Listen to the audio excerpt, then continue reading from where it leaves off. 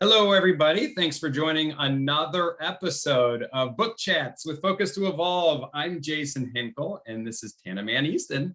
That's We're your me. folks for interesting books. And today we are going to chat about yet another amazing book on the front of effective productivity, effective living, and promoting of balance in that high output with the feeling of being out in front of it.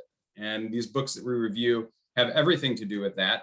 And they tie in very nicely to all of the modalities that we train people on every day here at Focus to Evolve. So if that's something that in your life you'd like a little more of, reach out to us. We'd love to chat with you, see if we can help you out. Today's book is The One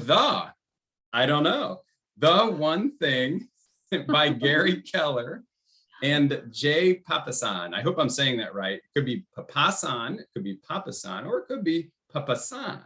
Never know. You never know. I'm going with Jay Papasan. Yeah. The One Thing. It was another beautiful book, as we knew it would be, because so many people told me I've got to read this book according to like the modalities that we're talking about. But Tana, on a real high level, 100,000 foot, you giving this a thumbs up or a thumbs down? Should folks read it or not? I mean, I am not the best book critic because I always see books as this like outpouring of thousands of hours of another human being's life. And therefore, I'm going to give all books a chance for the most part because it's been such a labor of love for someone in the world. But I would give this one a thumbs up, even if I was being really, really harsh and critical. You were Rotten Tomatoes. This would be like in the 90s. Yeah, I'm good. I love your take on books, right? I mean, people have dumped their hearts and souls out into books, and let's respect that. Okay, maybe they couldn't afford the best editors, or maybe, this guy could. This was a very well-established book, but great way to look at books, right? It's somebody else's soul that they're displaying to you. Let's at least respect that, right? Yeah, there's no way to write a book just quickly that I know of, even if it's garbage to most people. Like someone really believed in it enough to put it out there in the world, and even if it was just for profit, there was still a certain amount of that person's life that they poured into that. So I give books a whole lot of leeway. Thanks for sharing that. That helped the world vibrate higher, there's no doubt. All right, so I'm going to go through this book. Chat's going to be a little different. I'm going to kind of rapid fire through a bunch of points because usually we talk about each point back and forth. This one I didn't really want to cut out. Usually I highlight a bunch, then I highlight a fewer ones that we'll talk about. Well, this one the number got kind of high, so I'm going to kind of rapid fire these. And then you take some notes and thoughts, and then anything that I may have missed that resonated well with you that you think the folks at home would benefit from, you will go ahead and turn on there in the second half. All right. Yeah. So here we go with my notes. And these are really they're in chronological order with the chapters, but because they're extracted from the context, it might seem like, wow, that was really left and right turning, but you'll see each point has its own really valid and standalone value to it. So the first point that I took here was that you never succeed alone. We've all heard that, you never succeed alone. Everyone, you got a team, people helped you, you got your parents, you got people before your parents, you got all of society and all of culture, right? But what's more important to remember is that you never fail alone either. And this is a really cool point the author was trying to make, where you've got to look around at your social network that you have enabled. And are these people that are focused? Are they really good at getting effective work done? Are they meticulous with their task lists? Are they deliberate with their time? Not that everybody in your life should be that, but you should probably have 2 or 3 that are kind of pulling you up in that direction. And if you just look around your friends and your coworkers, look around and be honest. Are these people that are kind of helping me to feel a higher vibration, or are they kind of pulling me into less focus, more distraction, and more gossip at the water cooler? So it's good to do that engineering, because we never fail alone either. So you've got to engineer your social network and your work network. And there's nothing wrong with going up to someone and say, hey, I love the way you seem. Like, you've got it together. You're on time and in full, and you seem damn happy. Like, can I just take you to lunch? I just want to download some of that. They'd be thrilled to hear that. I can promise you that. So don't be afraid to engineer that social and work network very deliberately. In fact, it's really important, according to the author of The One Thing. Mhm. Okay, that was point number one. Number two on the highlight list for me was, and this was a cool idea, is to assign a accountability partner on the one thing. So you get a the one thing accountability partner, because it's so hard to stay focused on just the most important thing because we all just have so much going on, but it really is a one thing at a time life. That is how our biochemistry, our neurochemistry, it's how we were actually established to work most effectively, is laser focusing, going deep on one thing. And an accountability partner who's not a rah-rah cheerleader, but rather a whistleblower, and a pretty Mhm. harsh one. Like as soon as they notice, hey, you're getting a little unfocused from what we talked about. Let's see your task list for today. What did you actually do? And it wasn't just those really important things. It was 7 other things that popped up today that weren't actually on the agenda. And that's when you know something wasn't a priority, like a predefined priority. Is if most of your day is just doing what pops up, big yellow flag, you're giving your life away. Yeah. And so having an accountability partner from the outside who can see you, because you can't read your own label if you're in your jar. That's what they say. So you need someone from outside of your jar to read your label. And that's a really important one. So I love that idea. And Tana, you and I might want to do something like that, because we got some pretty cool plans in place. And so maybe we talk a little bit more about that on Wednesday when we get together. Mhm. All right. Now the third point spoke right to my heart, and it's so important. I was the guy, grew up in the Midwest. I'm a cornfield, Ohio kind of kid. Where when I grew up, it was just bale hay, work hard, and I grew in and I went to college, and it was all about outwork everybody. That was what I identified as, and everyone knew it, and I was proud of it. That was my identity. And so if someone would say, hey, Jason, go chop down a bunch of trees in the forest, this is the point in the book, the first thing I would do, and the first thing he points out, is most hardworking, smart people will pick up that axe and march right in and start chopping down trees. Everyone loves it. Wow, what a great team player. He didn't even ask a question. He just went and started chopping trees. Well, the author, Gary Keller, is saying here that you should not just pick up the axe and begin chopping, because that does work in the beginning and at very entry levels. But he says the far more effective value output to the world of you would be to stand there and meditate on, where can I get a chainsaw? They need trees chopped. I need to find a chainsaw. And that's going to allow you to cut down hundreds of times more trees. And in the beginning, your colleagues are going to look at you and say, why aren't you chopping? You've been asked to chop. It's because you're like working on something that will bring something huge, instead of you just delivering one little tree at a time after half of a day's work.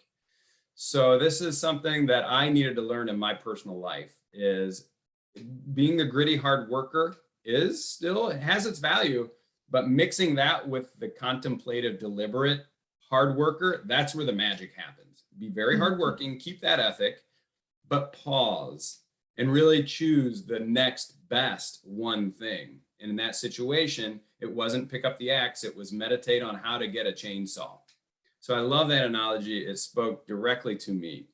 Mhm. The next one has to do with something that Tana, you and I talk all day until we're blue in the face on, and that is the importance of time blocking. Now, there are a lot of techniques out there, Pomodoro. I mean, this is no new concept, but the weird part is not many people do it. I Nope. mean, almost nobody, and Nope. it is massively effective. You won't, Yep. Hannah, you know this as well as anybody. The amount of time that you get back when you dedicate an hour and a half to one thing or a group of things proactively planned, it's weird how all of a sudden it's 2:30 p.m. and you're just completely done with the day, a really heavy day, but Yep. nobody does it. Nope. Oh no.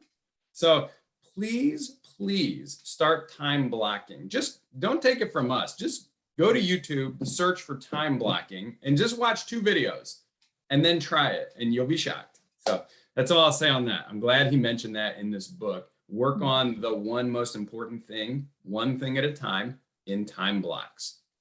Very good. Next highlight for me was, this was a fun exercise. I admittedly didn't do it, but I see the effectiveness of it just by reading the description of it. So when you're doing your one thing and you've identified what the next one thing is, then you think, okay, how's this tied to what I want to get done this hour? And then you ask, okay, how is that tied to what I wanted to get done this day? Okay. Then you ask, how did that, what's that have to do with what I wanted to get done this week? And then what's that have to do with, and then so on and so forth, all the way out to the year or even to the life.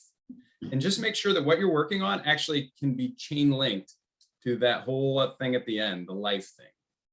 And that was a common sense one, but one that is an instant gut check on if you're building your dream or if you're just living a distracted life doing what pops up in front of you. Great exercise. So that's, I wanted to highlight that.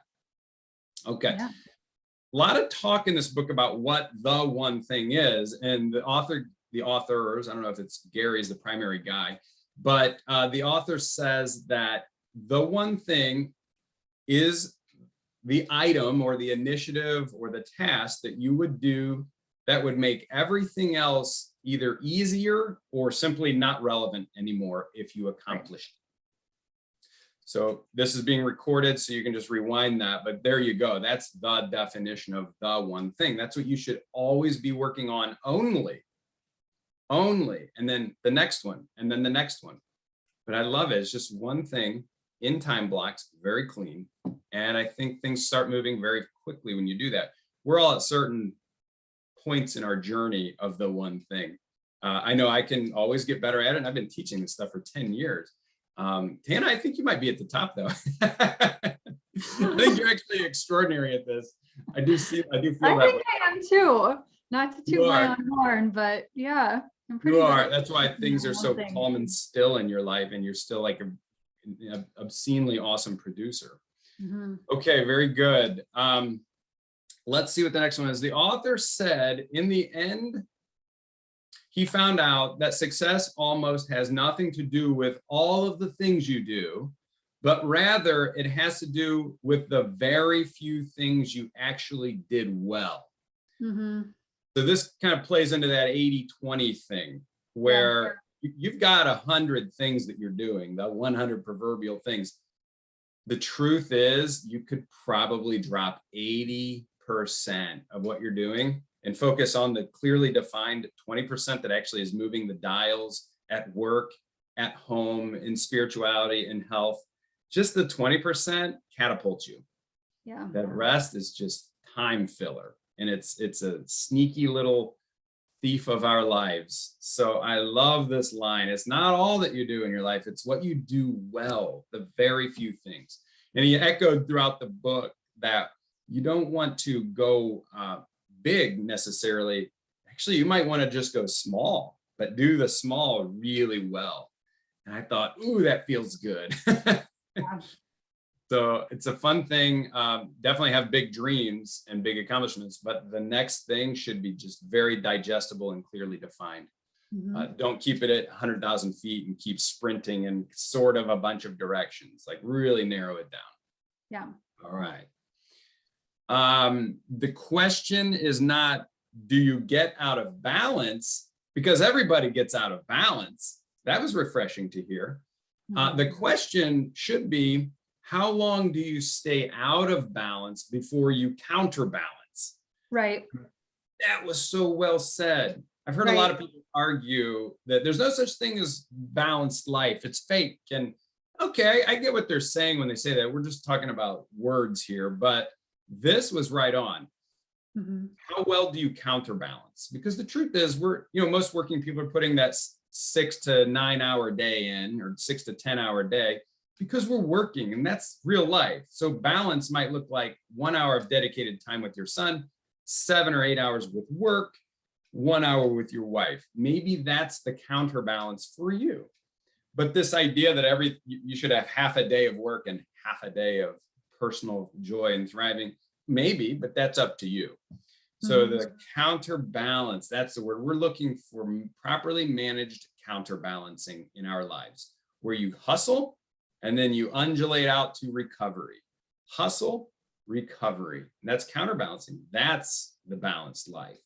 Right. So I think Right. it's a feeling. And If I that's, I can, think, how you and I have always thought about balance when we say it, but some people are so just like, they've got a lot of baggage with the word balance that they need another word, but we haven't polluted the word balance. So when you hear us talk about balance, we're actually talking about counterbalance or Yep. the next step of that. But I understand why some people just have an allergic reaction to the balance word as well. Yeah, for sure. So thanking the book for that language, counterbalance. I'm definitely integrating that into our trainings. It's fantastic.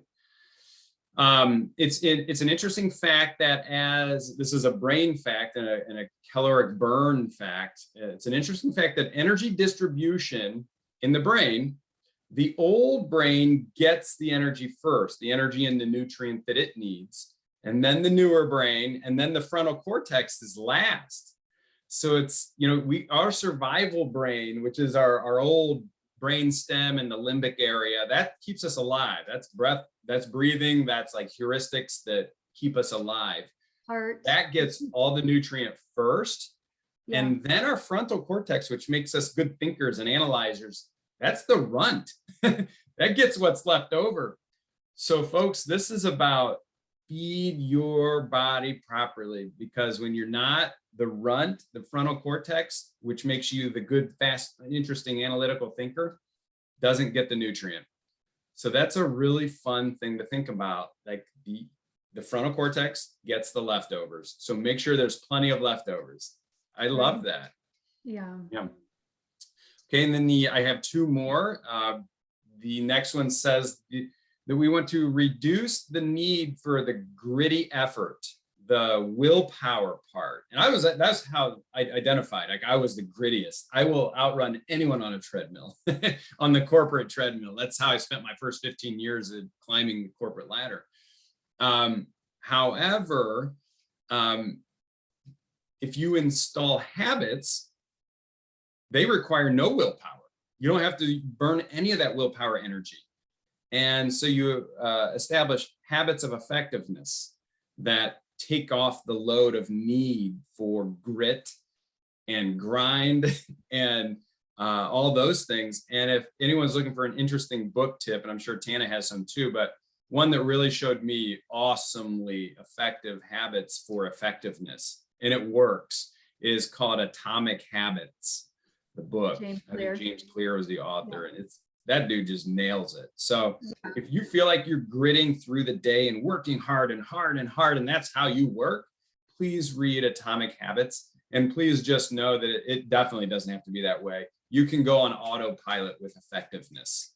Mm-hmm. And I'm allowed to say that it does work because I've put the time and the work in to build habits of effectiveness. And it's just not hard to do the right thing after you've done it for about 60 to 100 days. It's not a quick thing. They say habits take between 66 and 300 days to actually establish like really deep neural habit. So keep at it, but it's worth it, because all of a sudden you're coasting through life and the engine's making the effectiveness instead of your gritty willpower when you're tired. Right. All right. And then the last thing that I highlighted here was that I absolutely loved his full frontal attack on multitasking. Yeah. He does not apologize. He's not We're trying not fans either. He's just like, if you still multitask after all these books have been written and so many people are now talking about it, that's just not the intelligent thing to do. I don't mean to sound mean, but there is so much data around how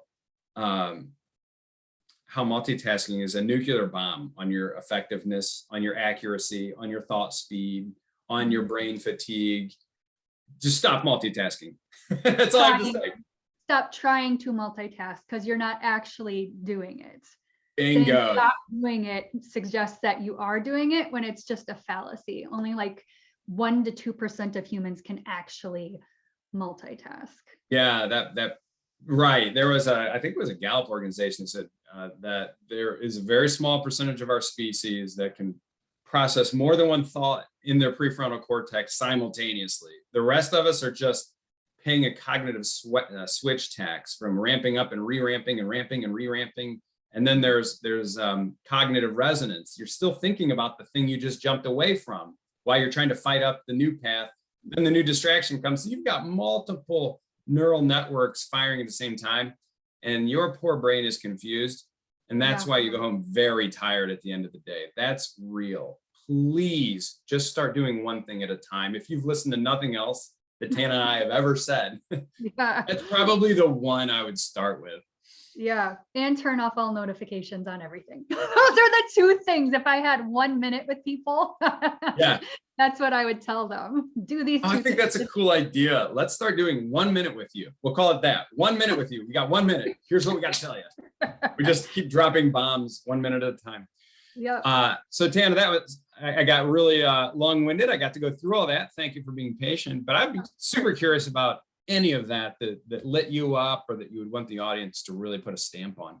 Yeah, I mean, the whole crux of the book, you said it. He's like, what's the one thing you can do today or this week or this year? Pick your time period that would make everything else easier or unnecessary. And that is a great question to kind of ask yourself at the end of each day, for the beginning of the next day, or at the beginning of every day. Just saying, okay, what's the one thing? Because so many people, and I myself included, have to-do lists that are pretty long. Actually, my to-do list is not all that long most days these days, but a lot of people do have just these really huge to-do lists, and they're spending, like, willpower is not something that just goes all day, and they're spending their best hours of the day on just these little things that don't mean anything to them. And the older I get, the more concentrated I get about using my best time of day, which for me is earlier in the morning, to do the things that really move the needle for the things that I find most important in my life. And that's exactly what he is trying to tell us here. He says abundance today is rampant. We are bombarded by more choices in a day than our ancestors had in a lifetime. And that is so true. And it's important for us to take that into account, because like we keep saying, willpower does not last all day, every day. It's really powerful, but it has no endurance, he says, which even for me, I mean, I am a person who can focus for long periods of time, pretty much all day, every day, because I always have my rest built in at the end of my willpower time. So I always know, oh, I just have like 30 more minutes of work left, and then I can rest for like literally the rest of the day. And my brain's like, okay, I can pump out 30 more minutes because I've got that rest built in, because I've time blocked my rest. Whereas if I didn't have that blocked in, my brain would just slowly deplete all day because it doesn't know when it's going to actually get to recharge. So I love everything about this book. He talks again with the counterbalancing. That was another thing that I really picked up on, because so many people, like I said before, are allergic to the word balance. You and I are not, because we don't see it as we spend 8 hours a day on rest and 8 hours a day on work and 8 hours a day on family life, personal stuff. That's not ever what we mean by balance.